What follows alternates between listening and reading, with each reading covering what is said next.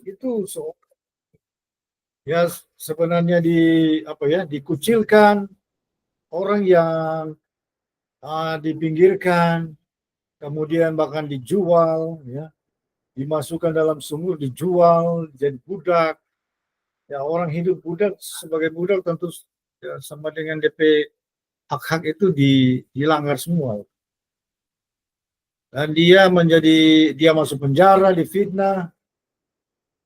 Tapi setelah melewati proses, ternyata dia menjadi orang kedua di Mesir, ya, sesudah raja yang memiliki kekuasaan yang sangat besar.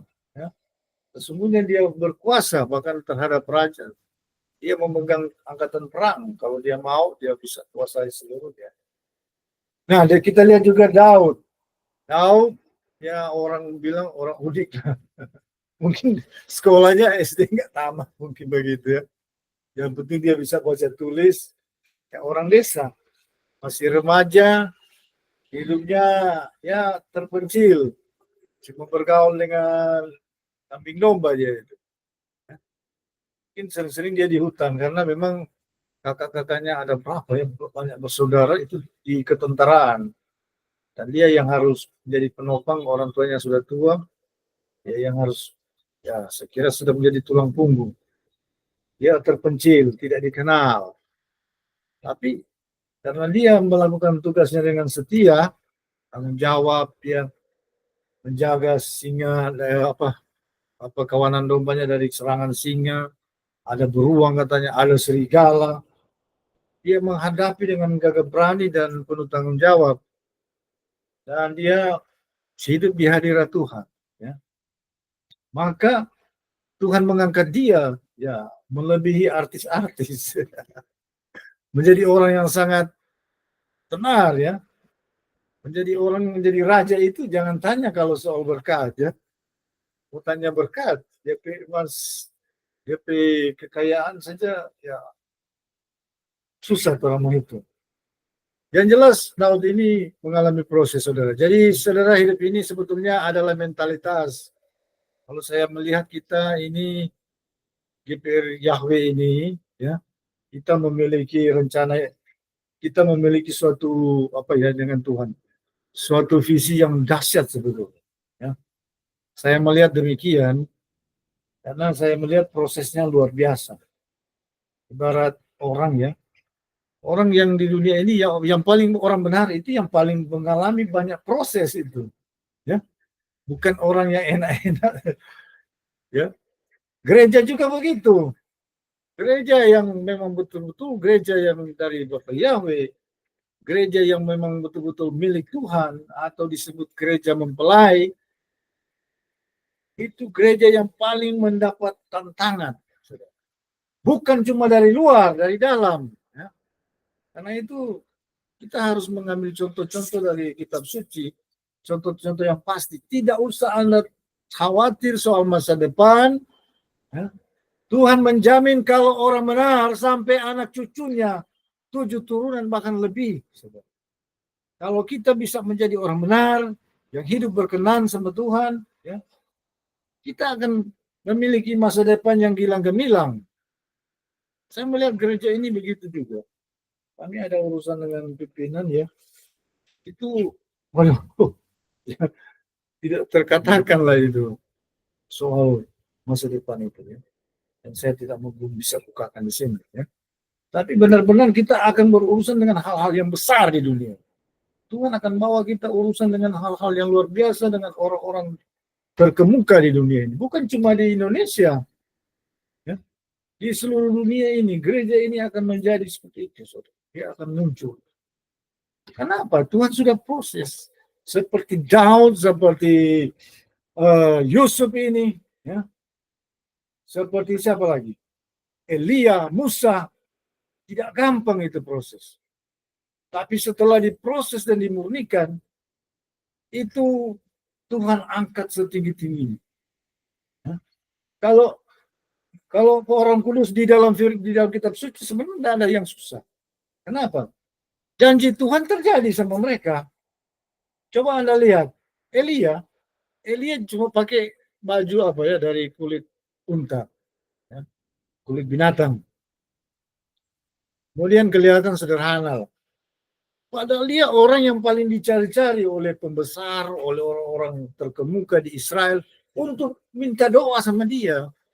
Bayangkan kalau bangsawan datang saja mau mampir, saudara, mungkin dulu uangnya, tapi mungkin 1 genggam emas dia bawa.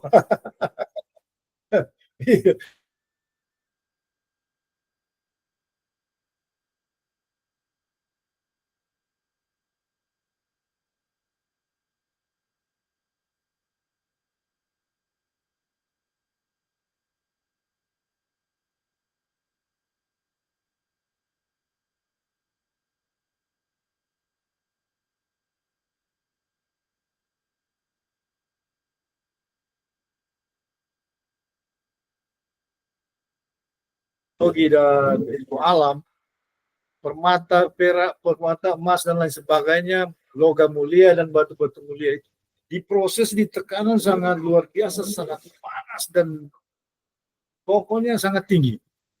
Dan sebetulnya unsur-unsur ini bisa menguap, bisa mencair, bisa menguap sampai hilang. Kalau emas dipanaskan sekian ribu derajat, dia bisa menguap, hilang dia. Kalau cuma 100 derajat, dia masih apa? Yang paling bertahan itu kelas-kelas permata yang mahal itu. Ada topaz, ada 5, ada segala macam. Macam-macam kalau lihat di Alkitab. Berpuluh-puluh, ratusan itu. Yang paling keras, yang paling tahan itu, tahan panas, itulah yang akan menjadi paling mahal. Kadang-kadang di yang langka itu juga yang mahal. Yang jarang didapati itu mahal. Tapi kalau untuk batu mulia yang paling keras, yang dia punya struktur paling memang murni, paling tahan itu paling mahal. Uranium misalnya, itu logam, jenis logam. Itu sangat mahal, saudara. Lebih mahal, jauh dari emas perak, saudara, permata-permata biasa.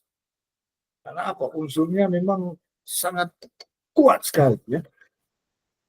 Nah itu saudara, begitu juga manusia. Manusia kalau mau meraih yang terbaik harus punya mental. Amin. Mental. Jadi jangan kalau mental rupa rumput kering, ya disuruh sedikit kita bakar. Rupa orang itu malam, kalau nyenda tahan bakar, oh memang sopi gini tahan. Tapi karena itu terus biasa bisa menguasai diri. Biar emosi, tapi emosi itu kita harus tundukkan, kendalikan. Ya. Memang manusia kalau sudah ada emosi juga susah beli robot itu. Semua orang juga bisa marah, dia bisa kadang-kadang dia ada kecewa, ada jengkelnya. Tapi kita tidak akan terlarut di situ. Ya. Kita harus punya mental. Karena itu firman Tuhan katakan yang paling bagus ajaran Tuhan. Kalau saya nangkap spirit dari ajaran Tuhan Yesus Masiah, saya anggap itu memang suatu pengajaran namanya golden golden advice. Artinya nasihat-nasihat hidup yang mulia, yang mahal. Ya. Dia katakan kalau kamu susah, berbahagialah engkau. Ya. Ketika kamu juga berduka cita, berbahagialah engkau. Karena engkau punya aku, Tuhan Yesus. Amin. Ya. Semua di dunia ini orang tidak perlu, orang takut. Orang juga kehilangan orang yang kita kasih. Kalau orang setua ya dia mau meninggal. Nanti kalau dia seumur 80, hidup sesiksa dia sekali. Kecuali ini punya teknologi mau bikin dia awet muda terus. Iya toh, kalau dia susah kurang, mau berjalan susah. Ya. Tapi Tuhan bilang jangan berduka, berbahagialah engkau. Karena kalau engkau punya Tuhan, engkau akan ketemu dia di surga. Amin. Jadi enggak usah apapun. Kalau hilang HP misalnya, HP Apple yang mahal ya, jangan berduka. Amin. Nanti Tuhan ganti yang lebih mahal lagi. Jadi mesti jaga-jaga kalau ada barang berharga. Artinya apa? Suatu mentalitas yang positif, yang suasananya sorgawi, yang selalu bergembira dengan Tuhan, ya, itu sangat dahsyat. Kegembiraan itu dahsyat, saudara. Ya. Sebentar lihat, ada ayatnya. Ya. Berbahagialah kamu yang lemah. Ya. Mungkin lagi lemah fisiknya, mungkin lagi lemah dompetnya, mungkin lagi lemah, ya, orang pengaruh ini kadang-kadang, aduh, orang ini ada mengalami misalnya fitnah, ya kadang-kadang biar aja, orang semua akan memandang kita mencibir, apa-apa, jangan sedih, kecewa, waduh, atau sudah marah, sudah akar pahit, kurang ingat, aduh, lama-lama hidup ini pikiran jadi gelap. Karena itu saudara, kita Tuhan ajari mentalitas sorga itu bergembira, bersuka cita, tetap cemerlang seperti matahari, tetap bersinar. Amin. Saudara begitu. Berbahagialah kamu yang haus dan lapar. No? Bukan juga haus dan lapar karena kebenaran. Haus dan lapar waktu puasa, atau puasa terpaksa lagi, atau lagi kekurangan apapun. Bergembira itu suatu sikap yang benar, itu suatu pernyataan mental yang hebat itu. Berbahagialah kamu yang murah hati. Biar orang kasih yang pas-pasan, malin kali orang lihat, kasih yang ini orang buta menyanyi, yang kasihan hidup tuh berdasar belas kasihan. Apa-apa. Ada sisa 2.000 kasih. Biar orang kekurangan kasih. Amin. Ya orang butuh pertolongan kasih juga. Firman Tuhan bilang, berbahagialah kamu karena kamu murah hati sama orang. Orang juga akan murah hati sama kamu. Amin. Terutama murah hati sama Tuhan. Banyak orang juga kasih tunjuk orang dia murah hati, tapi Pak Tuhan dia kikir, saudara. Kasih waktu Pak Tuhan lewat sadiki setengah jam ibadah, aduh, dia so ngomel-ngomel. Pokoknya atau ya untuk berbuat untuk pekerjaan Tuhan dia pikir-pikir, aduh, pokoknya susah. Tapi Tuhan bilang kalau murah hati, terutama sama Tuhan, kau pun akan beroleh kemurahan. Jadi sebenarnya itu, mentalitas itu. Dalam segala berbahagialah kamu yang dianiaya. Ya, orang belum dianiaya ini kan. Belum kan. Baru ya dibully secara mental. Tapi kita lihat tidak ada orang dianiaya, orang ibadah dipukul enggak. Jadi saudara berbahagia kita, bergembira, bersuka cita. Bahkan Tuhan katakan, berbahagialah kamu jika kamu dicerca. Karena kalau dicerca itu bukan cuma di sama dengan Verces itu. Itu kalau cerca maki-maki memang kutub sumpah serapa memang dia bilang kecoa lalat. Memang habis-habisan. Ini belum apa-apa, pasti lumayan. Dicerca di depan umum, saudara. Bahkan difitnah segala yang jahat. Dia bilang, ngana ini, ngana pancuri kan, ngana korupsi kan, ngana ini hugel kan, ngana susah tuh. Yang memang, yang gawat-gawat itu dia orang bilang. Sesat nih. Bahkan dianiaya karena aku, kata tuh. Tuhan bilang, jangan marah. Orang kan mesti tahu, Tuhan bilang, bergembira dan bersuka citalah dengan sangat. Kalau boleh melompat dan bergori, haleluya, luar biasa Tuhan, terima kasih berkat-Mu. Itu, kalau boleh melompat-lompat sama Daud ada dapat apa? Ada dapat berkat. Tabut perjanjian itu dia angkat berkat, saudara. Dia sambut tabut perjanjian dibawa pulang dari mana ya, dari Filistina. Itu dia bergembira, bersuka cita sampai menari, melompat-lompat. Karena dia tahu kalau di tabut ada, pasti Israel kuat, menang. Ya. Karena tabut adalah lambang kehadiran Tuhan di bangsa itu.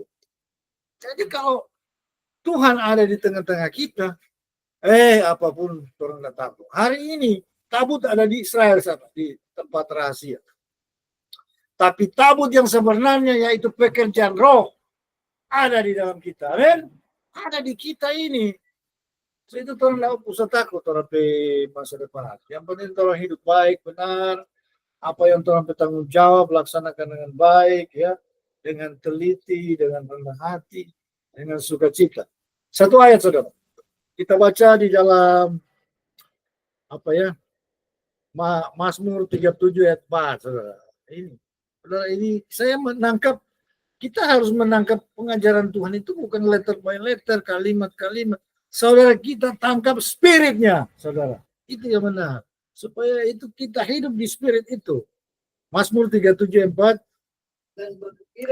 Dan bergembiralah karena Yahweh.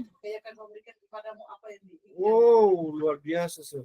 Maka dia akan memberikan kepadamu apa saja yang engkau inginkan. Saudara bayangkan, lebih hebat dari doa itu. Kalau doa mungkin langsung meminta-minta, doa malam, doa puasa, ya, baru Tuhan dengar. Tapi ternyata yang lebih hebat dari itu, orang bergembira karena Tuhan. Amin. Bergembira, saudara. Aduh, ternyata saya ini juga belum 100% di situ. Saya sudah tahu, tapi kadang-kadang saya terbawa ke salah. Ya, kurang lancar ini masalah A, masalah B, masalah C. Sehingga kadang-kadang kegembiraan itu terganggu. Padahal itu kegembiraan itu adalah suatu spirit surgawi yang hebat itu. Ya. Bahwa kita terkonek dengan surga. Amin. Kita terkoneksi dengan surga.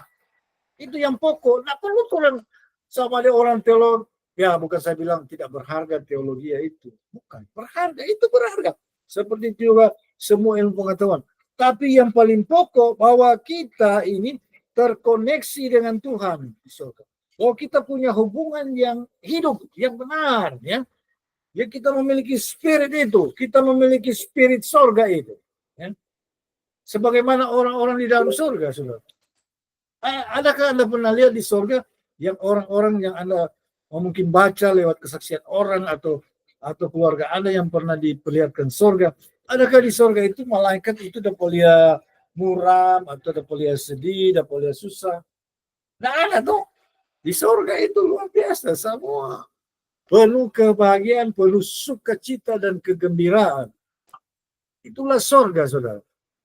Sebenarnya orang kalau dia tertuju kepada Tuhan, ya, dia tidak mungkin akan melakukan kejahatan. Dia tidak mungkin akan melakukan hal-hal yang melanggar hukum. Ya. Dia tidak mungkin akan melakukan hal-hal yang jahat. Ya. Karena dia punya pikiran, dia selalu selaras dengan Tuhan. Ya. Selaras dengan pikiran Tuhan. Kalau di dalam firman katakan, biarlah kamu menjadi sehati, sepikir, sejiwa. Tapi yang paling pokok, menjadi sehati, sepikir, sejiwa dengan Tuhan. Amin. Filipi 2 ayat 5 katakan, kenakan pikiran Kristus, pikiran Hamasia. Jadi pikiran Hamasia itu Anda bersesuaian dengan itu. Ya. Karena itu jangan orang cuma pikir-pikir orang masalah, pikir Tuhan pe keperluan juga. Kalau Tuhan ini saat ini Tuhan pe keperluan apa? Tuhan pe kerinduan, dia punya hasrat apa? Gitu. Jadi saudara, bukan nanti di surga, orang hidup surga, mengalami suasana surga. Di bumi ini, orang bisa mengalami suasana surga. Yang saya selalu terkesan bahwa saya melihat kesaksian video hidup, memang video kesaksian hidup. Di Irak itu, seorang dia beralih, dia percaya kepada Tuhan Yesus Mesias, dia menjadi pengikut Tuhan, dan dia dieksekusi, saudara. Itu dia digantung. Dia diperhadapkan dengan tiang gantungan. Dia senyum-senyum. Dia enjoy sekali, saudara. Saya nggak habis pikir, memang itu mengesankan itu pemandangan itu. Dia sudah ditaruh tali di sini. Dia kayak artis, dia terlihat. Dia enjoy sekali. Dia merasa satu kehormatan yang besar. Dia bisa mati syahid karena dia ikut Tuhan. Ya. Dan dia percaya. Saudara, sampai dia mati, dia tidak berontak-ontak, saudara. Dia pasrah dan rela, dan dia nikmati. Itu luar biasa itu sikap itu. Mungkin secara manusia dia sudah berakhir, tapi dia di sorga, saya percaya dia mendapat suatu kehormatan yang sangat luar biasa. Suatu penghargaan. Dia masuk surga itu tere-tere. Lurus-lurus langsung. Nggak akan lewat pengadilan dia itu. Ya. Cuma firman katakan orang, ya, kalau kita pelajari mendalam bahwa orang dia bisa mati syahid karena Tuhan, itu nggak diadili dia itu. Ya langsung itu. Ya. Langsung mendapat upahnya. Jadi saudara, sebetulnya sudah benar bahwa Paulus juga katakan, bagi kita hidup adalah Kristus. Ya. Hidup enjoy dan bersuka cita dengan Tuhan, melakukan tugas-tugas kita melakukan apa yang menyenangkan hati Tuhan dan meraih apa yang harus kita raih sesuai visi misi kita, saudara. Dan seandainya kita orang mati nantinya, ya kalau setua pasti mati, ya toh. Kalau Tuhan belum datang, kalau Tuhan datang, ya akan terangkat hidup-hidup. Mati pun adalah keuntungan, amin. Tapi saya ingatkan, kalau Tuhan sudah mau datang, jangan Anda tunggu-tunggu. Saya katakan, sebenarnya sudah ada pola, ya. Tuhan datang, lahir tepat pada Sukot. Kalau Anda belajar di dalam naskah-naskah asli, tugas orang Imam Sakaria itu dari rombongan Abia, dia itu minggu ke-8. Nah, minggu ke-8 dari bulan Nisan, bulan pertama hitungan imamat kudus itu dari dulu tidak berubah. Jadi minggu ke-8 itu kena bulan kedua, bulan Iyar, akhir Iyar. Jadi Nisan, Iyar, Siwan, Tamus, dan seterusnya.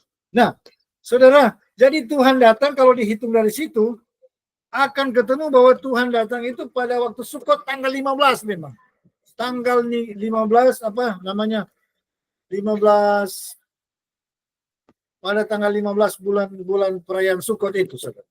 Kemudian saudara, kalau Tuhan meninggal itu tepat pada waktu menjelang masuk Paskah, ya. Masuk Paskah Alkitabiah. Pada petang itu dia meninggal jam 3 jam kemudian itu masuk perayaan Paskah, ya. Kemudian dia bangkit pada hari buah sulung, itu kebangkitan Tuhan, ya. Jadi sebenarnya saudara, semua yang di dalam firman itu ada makna bahwa itulah tentang Tuhan datang sudah menebus kita sampai dia kebangkitan. Itu tepat, saudara. Dan berarti Tuhan datang, saya katakan di sini, hari sangkakala, ya. Jadi berbahagialah orang yang merayakan hari sangkakala. Itu hari sangkakala, peniupan nabi atau sangkakala, itulah menandakan di mana saat Tuhan akan datang. Dan kedua, ada orang pikir, oh Tuhan sudah mau datang, lepas jual semua ini. Atau dia mulai tunggu-tunggu, berdoa, puasa, so tidak bekerja, so tidak melayani. Itu salah. Orang yang justru waktu melayani Tuhan datang, waktu dia sibuk dengan pelayanan, dia yang akan terangkat. Yang mungkin yang cuma tunggu itu layana, malas, bodoh, salah. Nggak terangkat itu. Ya. Yang mau terangkat orang yang sibuk di dalam pekerjaan pelayanan Tuhan. Nah, jadi saudara, itu rahasia. Saya percaya semua sudah digenapi, ya. Semua hari raya sudah digenapi. Sukot, Tuhan datang berkemah dengan manusia. Kematian anak domba tanggal 14, Tuhan mati dikorbankan tanggal 14 Nisan, ya. Terusnya, kemudian bulan sulung, kebangkitan Tuhan sebagai yang sulung dari orang mati. Kemudian 50 hari kemudian, hari turunnya Torah, ya, Shavuot. Juga itu kegenapannya turunnya Torah yang hidup, yaitu Roh Kudus. Roh Kudus adalah Torah yang hidup. Jadi kegenapan, kalau orang menantikan Tuhan datang, saudara, berartinya itu pasti hari sangkakala Tuhan datang. Karena itu kalau jangan sampai tidak merayakan. Saya percaya waktu orang merayakan hari sangkakala, Tuhan datang, mereka yang terangkat.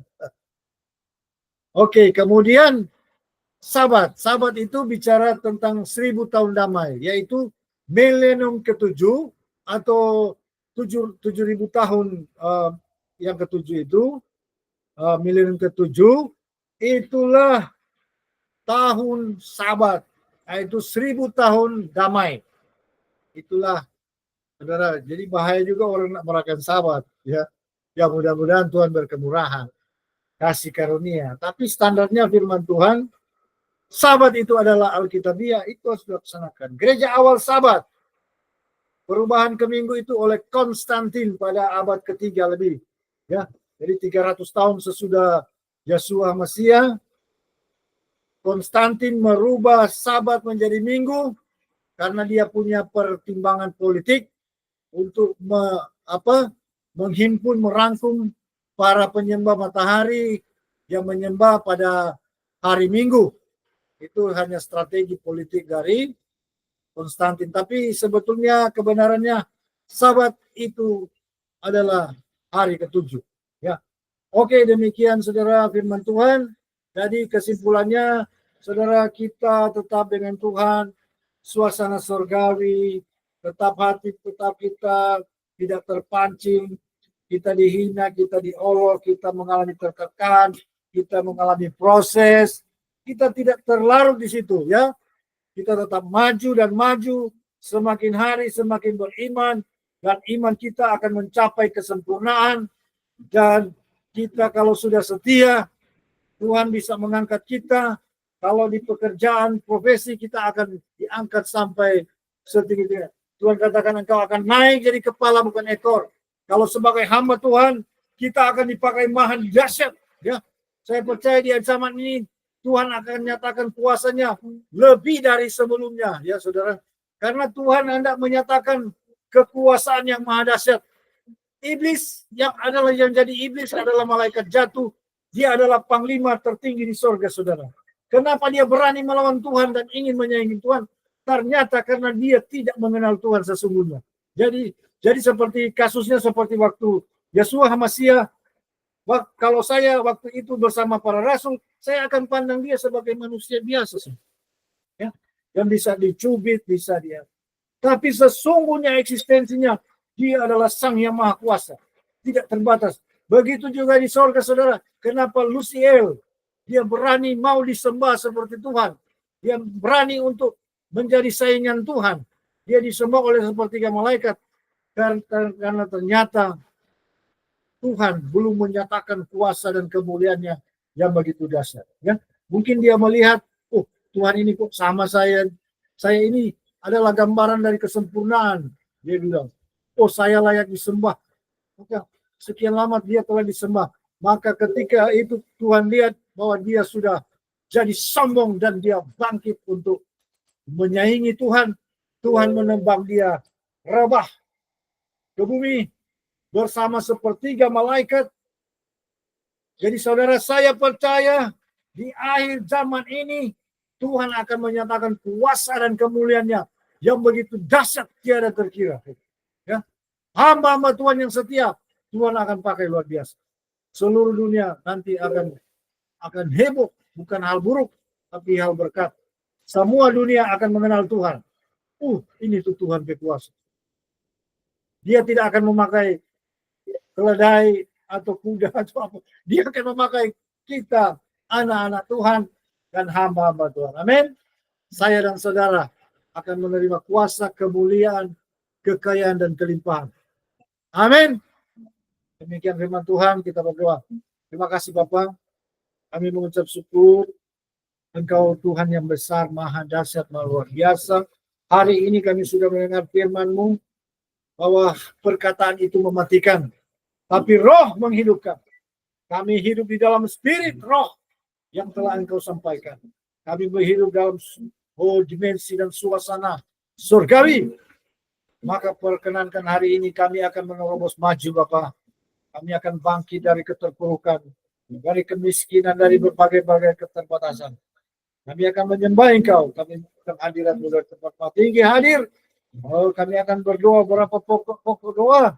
Kami akan sepakat sebagaimana firman berkata, 2-3 orang berkumpul di dalam namaku, di situ aku ada. Dan 2-3 orang sepakat meminta apapun, aku akan melakukan di dalam namaku. Karena itu saudara, mari kita akan menyembah Tuhan. Berhentilah kami